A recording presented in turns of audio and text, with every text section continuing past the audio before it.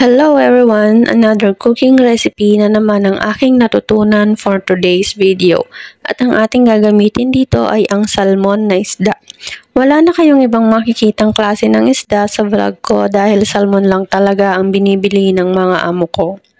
At hindi din naman pwedeng bumili ng basta-basta na kahit anong klase ng isda kasi masasayang lang. Hindi din nila kakainin kaya salmon lang talaga. So, ayun na nga, balik tayo sa recipe na to. Sweet and sour salmon nga po pala ang aking lulutuin for today's video. Huwag na kayong magtaka kung carrots lang ang inihanda ko dyan na isasahog kasama ng sibuyas, bawang at luya. Hindi na ako bumili pa ng bell pepper. Hindi din naman nila kakainin ang mga sahog. Naglagay nga pala ako dyan ng paminta at asin sa mismong isda at ibabad lang ng saglitan. At naghanda din ako dyan ng harina bago yan iprito. Ang purpose ng harina ay para hindi dumikit yung isda sa kawali habang piniprito at para hindi din maghiwa-hiwalay. Pero kung para sa inyo, okay lang kahit walang harina, pwede din naman. Medyo palpak kasi ako magprito. Naghiwa-hiwalay minsan ang ending durog-durog na pagkatapos ng maprito. Nang matapos ko ang makot lahat sa harina, pinainit ko na din yung kawali para masimulan ng magprito. Mabilis lang naman magluto kung prito lang para sa akin. Kaso hindi lang naman ako yung kakain. Kaya medyo magpapakahirap muna tayong magluto para sa ekonomiya. Mahirap na baka matanggal ako sa trabaho. Piprito po pala, kailangan lahat ng side maprito ng maayos. Kaya minsan sinusunog ko na lang para wala silang masabi na hindi pa luto yung salmon. Syempre joke lang. Nagtataka lang ako, hindi lang ako baka nga pati yung mga ibang helper dyan na in-check ang amo.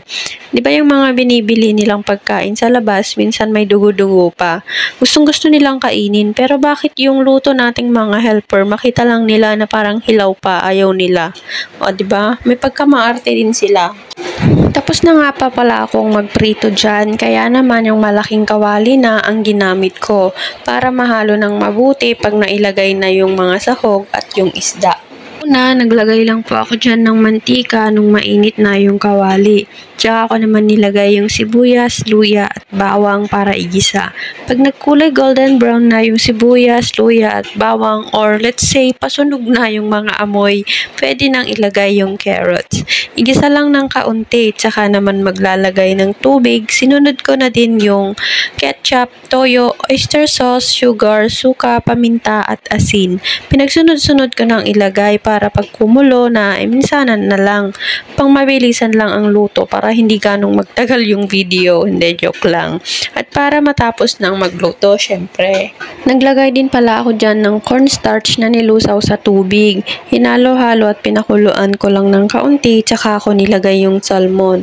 So, ang purpose po ng cornstarch na nilusaw sa tubig ay para naman malapot-lapot yung kalalabasan nung niluluto natin.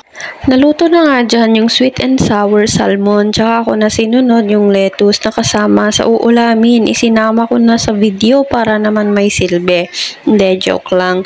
Ginamit ko na nga din po pala dyan yung mantika na pinagprituhan ko ng isda kanina para may lasa na din at para hindi sayang kasi itatapon na din naman yan after magluto. Yung paraan ko sa lettuce, kinagisa lang ako dyan ng bawang tsaka ako nilagay yung lettuce. Naglagay din ako dyan ng asin para magkalasa. Ginisa ko lang yan at naglagay ng tubig para mabilis lumambot. Ganun lang kasimple ang luto ng incheck.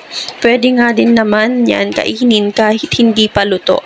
Pero syempre, hindi naman salad yung uulamin kaya ginasa ko na lang din. And finally, naluto na nga yung uulamin namin for that day.